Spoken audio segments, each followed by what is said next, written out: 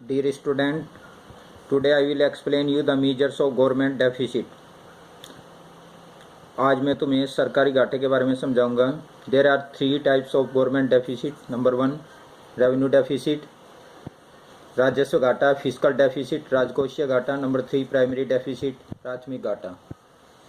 1 by 1. Number 1, revenue deficit, राजस्व घाटा.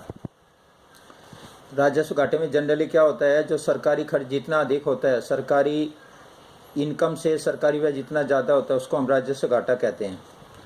Revenue deficit is concerned with the revenue expenditure and revenue receipt of the government. सरकार के जो राजस्व खर्च है और राजस्व प्राप्तियाँ उससे संबंधित होता है ये.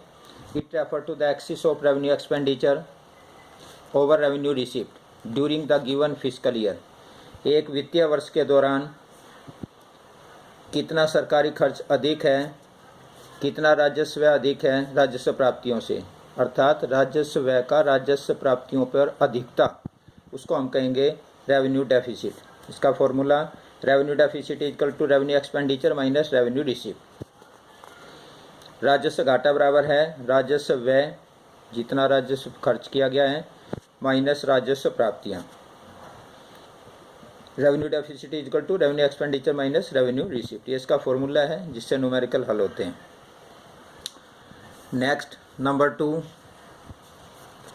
फिस्कल डेफिसिट, जिसको हम हिंदी में राजकोषीय घाटा भी कह सकते हैं. Fiscal deficit.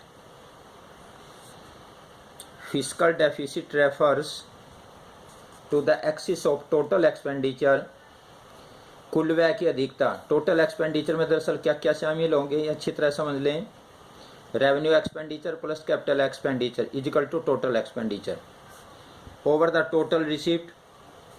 कुल प्राप्तियों में क्या क्या शामिल होंगे, revenue receipt plus capital receipt excluding borrowing, उधार छोड़ करके. During the given fiscal year, एक वित्तीय वर्ष के दौरान,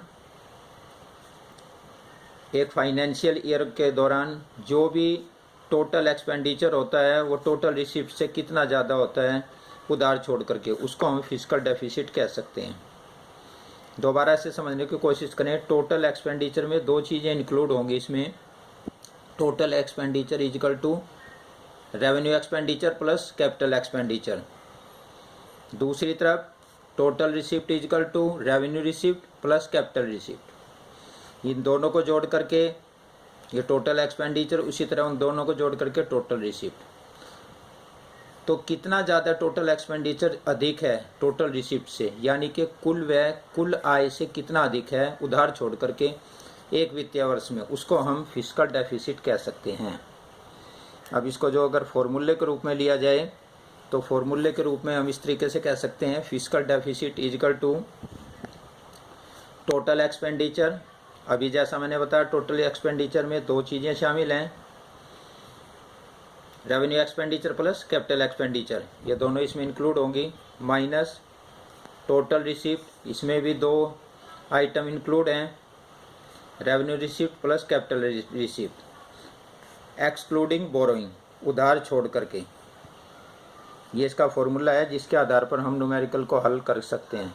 इसके द्वारा जब भी न्यूमेरिकल हल होंगे तो इस तरीके से हम इसको हल कर सकते हैं. एक दूसरा फॉर्मूला भी है, इसमें लास्ट में दिया है, इसको भी यूज़ कर सकते हो. सेंस वही है, सेंस में कोई फ़र्क नहीं पड़ेगा. फिस्कल डेफिसिट ऊपर लिखा है, अलग अलग तरीके से हम वो कर सकते हैं, लेकिन सबका मेथड एक ही है.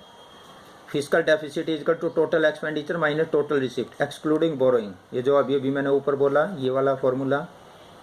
फिस्कल डेफिसिट को अगर इसको हम डिटेल से बताएं टोटल एक्सपेंडिचर में, जैसा मैंने अभी थोड़ी देर पहले समझा, इसमें दो आइटम शामिल है, revenue expenditure plus capital expenditure. तो टोटल एक्सपेंडिचर की जगह दो आइटम लिख दिए, revenue expenditure plus capital expenditure. इसी तरीके से माइनस टोटल रिसिप्ट में भी दो item, revenue receipt plus capital receipt, bracket बंद करके एक्सक्लूडिंग बोरोइंग. तो हम इस फॉर्मूले को इस रूप में भी लिख सकते हैं. सेंस वही है, सिर्फ शब्दों का हेरफेर है. तीसरा, हमको इसको इस तरीके से भी लिखा जा सकता है, fiscal deficit equal to revenue expenditure minus revenue receipt plus capital expenditure minus capital receipt excluding borrowing. वही है, आगे पीछे किसी तरीके से कर लो. बाकी मेन जो फॉर्मूला है ये पहला और दूसरा, इन्हीं दो को तुम यूज कर सकते हो। तीसरा या इस तरीके से भी physical deficit equal to revenue deficit plus capital expenditure minus capital revenue excluding borrowing. Generally पहला और दूसरा इस्तेमाल करते हैं हम, इसको इतनी डीपली जाने की ज़रूरत नहीं है, बिल्कुल इजी लैंग्वेज में है जो पहला और दूसरा फॉर्मूला, इतना ही ध्यान रखो, total expenditure minus total receipt. आगे उसके बाद जो थर्ड है, तीसरा वो प्राइमरी, जिसको हम बोलते हैं प्राइमरी डेफिसिट, प्राथमिक घाटा भी बोल सकते हैं हम इसको, प्राइमरी डेफिसिट या प्राथमिक घाटा। तीसरे नंबर का primary deficit. Primary deficit refers to the difference between the fiscal deficit of the current year and interest payment on the previous borrowing। इन दोनों का डिफरेंस है, जो प्राथमिक घाटा है वो दोनों का डिफरेंस है किस किस का, physical deficit of the current year, वर्तमान वर्ष का जो राजकोषीय घाटा है उसमें से अगर हम इंटरेस्ट पेमेंट को लेस कर देते हैं तो वो प्राइमरी